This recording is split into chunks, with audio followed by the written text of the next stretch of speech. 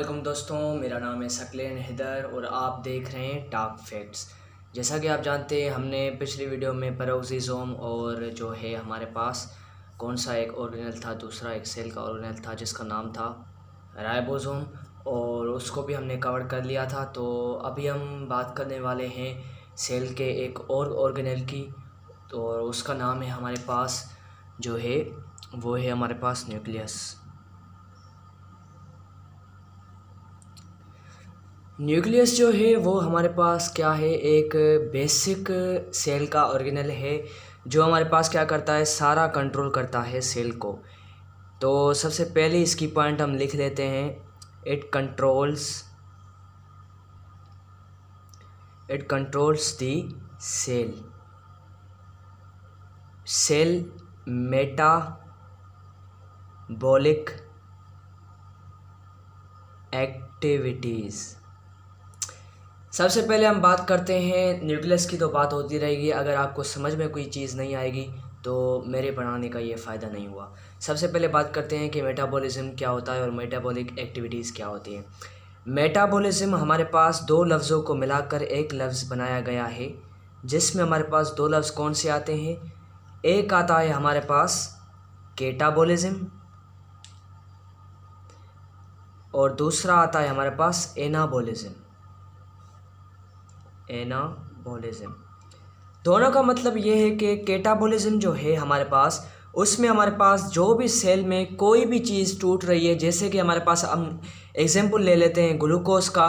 Glucose हमारे पास कैसे टूट रहा है, अगर हम ये देखें, ये हमारे पास ग्लूकोज है, सही है, ये ग्लूकोज है, इसमें हमने ऑक्सीजन ऐड की तो हमारे पास क्या बनेगा, इस तरफ हमारे पास बनेगा एटीपी।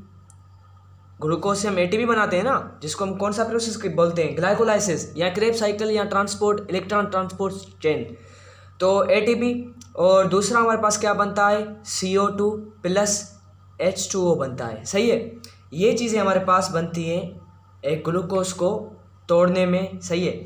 तो ये जो ग्लूकोज टूट रहा है, इस प्रोसेस को हम बोलते हैं कैटाबॉलिज्म। यानी सिर्फ ग्लूकोज नहीं टूटेगा, कोई भी चीज़ जो है वो अगर हमारे पास किसी भी सेल्स में टूट रही है तो उसको हम कहेंगे कैटाबॉलिज्म, सही है।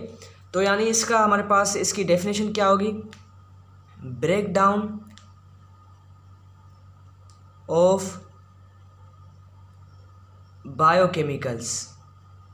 बायोकेमिकल्स यानी बायो यानी जो हमारे पास बॉडी में हमारे पास जो केमिकल्स इस्तेमाल होते हैं, जैसे कि हमारे पास ग्लूकोज है, वो एक मोनोसेक्राइड है।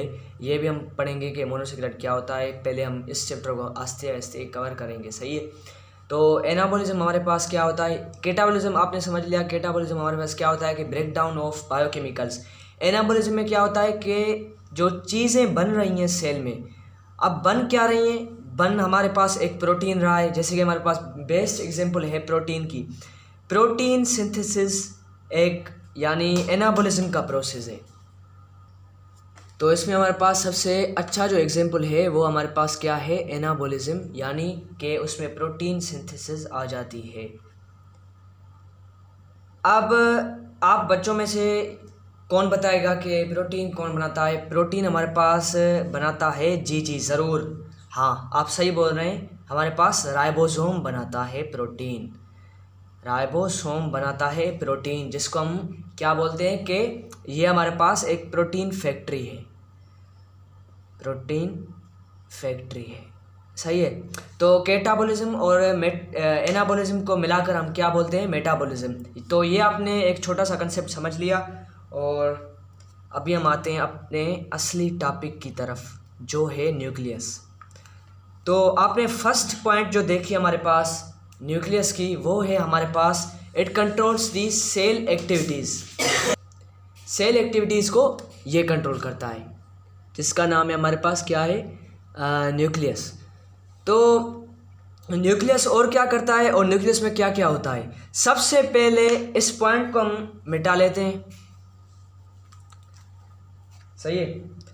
अब बात करते हैं सेल के स्ट्रक्चर की। पॉइंट्स में लिखता रहूँगा, आप बस नोट करती जाइएगा, सही है।